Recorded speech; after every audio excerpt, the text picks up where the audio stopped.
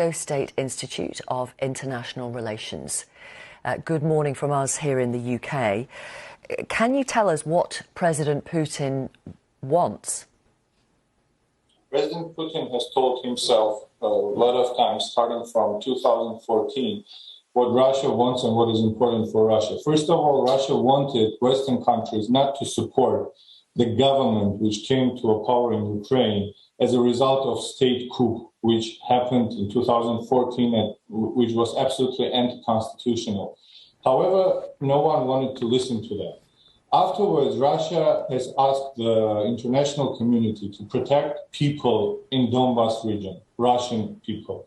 I know that, and there is no one in Russia or in any other part of the world who would say that war is something good, and then war is a miracle or something which we were expecting for.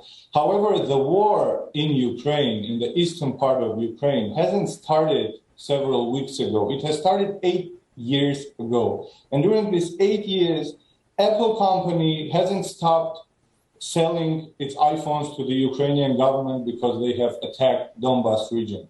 The German cars weren't stopped from being sold in the Ukrainian territory. And no one in the world was wearing the flags of Russia or of Russian people who live in Donbas region, although for 8 years they've been killed, tortured, and that territory has been a theater of war activities. I mean, forgive me, Dr. Sardegna. No, forgive me. No, excuse me.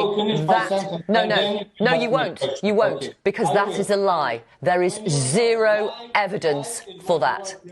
Because when your governments, when the American government, UK government, have invaded Iraq, where we have more than 1 million people dead as a result of that, none of the American companies, none of the corporations around the world have put sanctions towards those governments. Right, so you think those are the... Excuse me. Russia, that Russia is killing someone. Where have you been for this 8 years? You think those are the sins of the West, and so therefore that justifies what President Putin is doing now? No, what is he doing? He's doing a special operation which he's invaded an independent, sovereign country and is killing innocent men, women and children. That's what he's doing. What is the number of innocent men and women killed in Ukraine? I'm asking you, how does he justify that? No one is justifying the things which weren't done, because Russia's military and Russia's army is not killing innocent people. Russia's army is destroying the military infrastructure in the Ukraine. Oh, come on, this is nonsense. And can you name me the number, please? I asked you. What is the number? I can tell you. Your governments have killed more than 1 million people in Iraq. Please tell me the number. What, is this some kind of competition? No, there's not a competition. I ask you. You're telling me that our government is killing innocent people. I'm asking you how. How? No, you told me that Russia is killing innocent people. Please tell me, what is the number of innocent people being killed there? What is that number? Does President Putin justify it? That's what I'm asking. I'm telling you that thousands of Russians have been killed in the Donbas region for this 8 years. Excuse me. Could you pause for 1 second? Pause for 1 second, please, sir. Yeah, please. How does President Putin justify killing innocent men, women and children in Ukraine?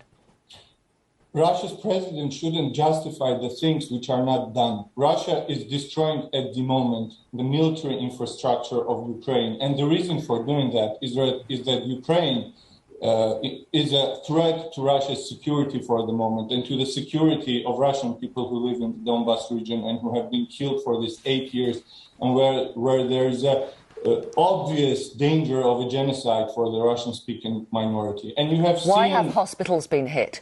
Why has a TV tower been hit? Why has an administrative building in the north of the country been hit? Why has an orphanage been hit? Is that military infrastructure? Come on. That's the information of the Ukrainian government. And before the invasion to Iraq, I've seen the Minister of Defense of the United States at the United Nations, who was showing the threat of the weapons of mass destruction which are there in Iraq. And then in 3-4 years, we've known that there was nothing like that there. Right. So let's talk about today. Let's talk about now. How is this going to end?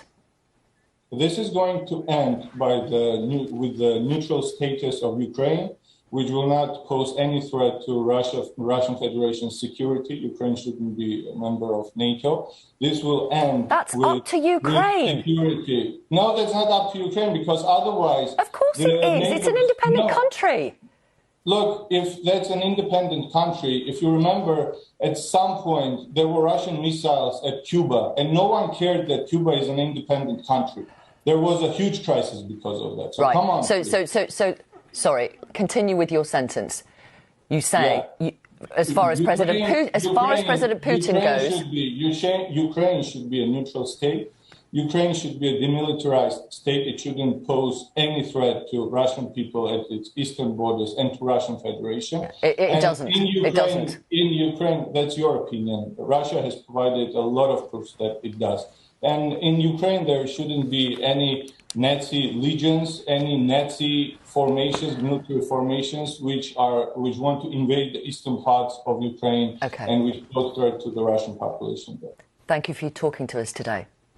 Thank you. Dr. Henry Sadarian, who is Dean of the School of Governance and Politics.